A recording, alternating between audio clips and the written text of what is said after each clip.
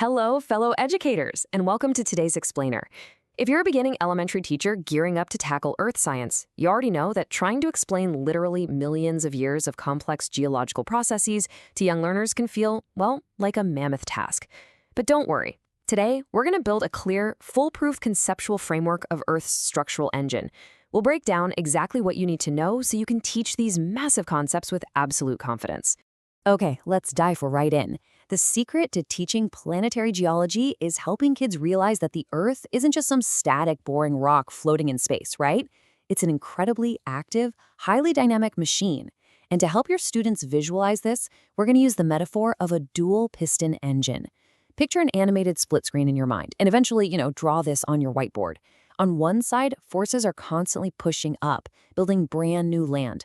On the other side, forces are relentlessly grinding it all back down. By framing Earth's shape-shifting as this epic, never-ending battle of building up and breaking down, we give young minds a really concrete way to understand our world. So, here is our game plan for today. We'll start with Earth's inner layers, move on to the left side of our engine, tectonic plates, then check out the right side, surface remodeling, and finally, we'll wrap it all up by comparing constructive and destructive forces. All right, part 1, Earth's inner layers, basically the engine room of the whole operation. Before we can even begin to explain the surface, we've got to travel deep inside the planet. Think of the Earth as nested spheres, kind of like a giant gobstopper, defined by their distinct densities. These are the layers of our build. First up, we have the crust. That's the cool, rigid, outermost shell we all live on. And definitely remind your students, it's not all the same. We've got thick, less dense continental plates made of granite, and then super thin, really dense oceanic plates made of basalt. Beneath all that is the mantle, which is this incredibly thick middle layer of hot, semi-solid rock. And finally, right dead center is the core. It's actually divided into a liquid outer layer of metallic iron and nickel, which, by the way, brilliantly generates our Earth magnetic field, and a solid inner core that's just locked under absolutely immense pressure. Now, within that mantle layer is a bit of a tricky but absolutely vital vocabulary word you're gonna need to teach, the asthenosphere. It's this plastic-like zone sitting right in the upper mantle, and because of the extreme differences in density and temperature down there, the rock slowly churns in what we call convection cells. Just think of a giant boiling pot of really thick soup. This churning asthenosphere is the literal physical engine driving every single movement on the crust above it. Moving right along to part 2, tectonic plates. This is the left side of our split-screen engine. So now that we know where the engine's power actually comes from, let's look at how it physically moves the Earth's crust through tectonic plates. These massive, massive plates are literally floating on that moving asthenosphere we just talked about.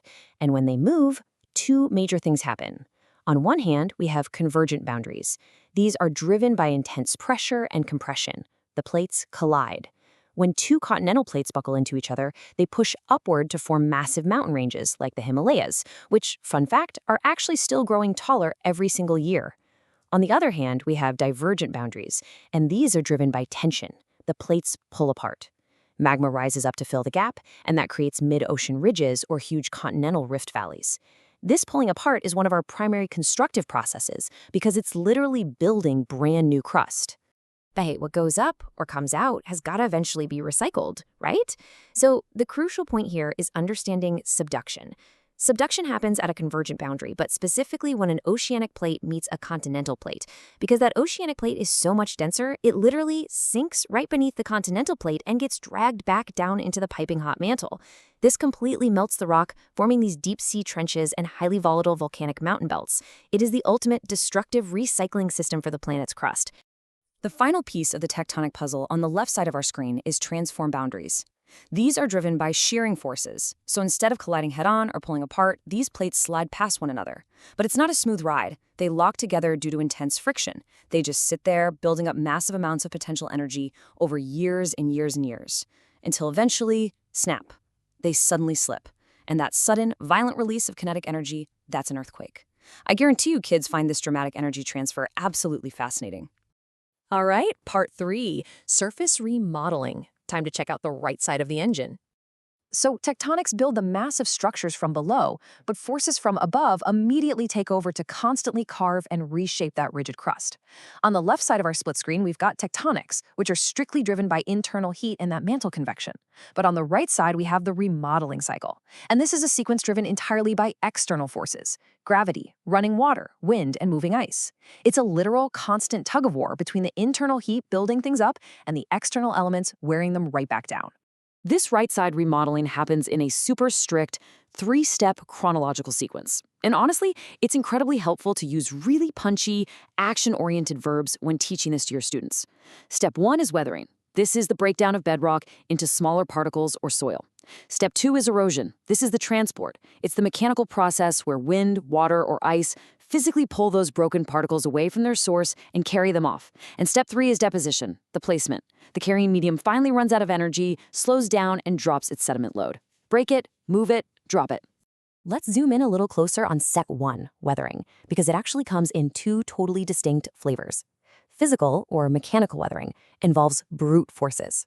We're talking ice wedging, plant roots growing and physically fracturing rock, or thermal expansion.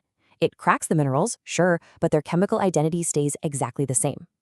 Chemical weathering, however, is a complete structural transformation into entirely new substances. Acid rain, or oxidation, alters the rock on a fundamental chemical level. It's like water slowly dissolving solid limestone over thousands of years to create those incredible, sprawling underground caves. Finally, part 4, forces compared.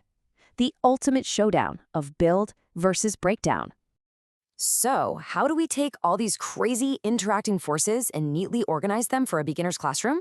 Well, we use this ultimate cheat sheet, a matrix of geologic change. We can categorize every major geologic feature by whether its core process is constructive, meaning it builds up, or destructive, meaning it breaks down. Colliding plates? Constructive.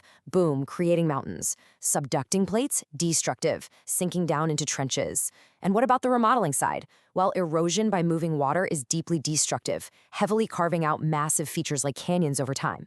But deposition, that is a constructive phase. Think of muddy rivers emptying into quiet waters to construct new deltas, or wind stacking loose grains against rocks to build up sand dunes. See? Every single thing fits right into this elegant little matrix. When you really step back and look at this entire split-screen engine, you start to realize the sheer, staggering scale of geologic time. The destructive forces of weathering and erosion have literally spent millions of years breaking down majestic, towering peaks just so they can be transported and deposited somewhere totally new. Think about that. Literally every single grain of sand on a dune or a delta was once part of a demolished mountain. The Earth is just constantly remodeling itself. So the only question now is, armed with this framework, what kind of understanding are you and your students going to build in your classroom? Thank you so much for joining me for today's explainer, and happy teaching.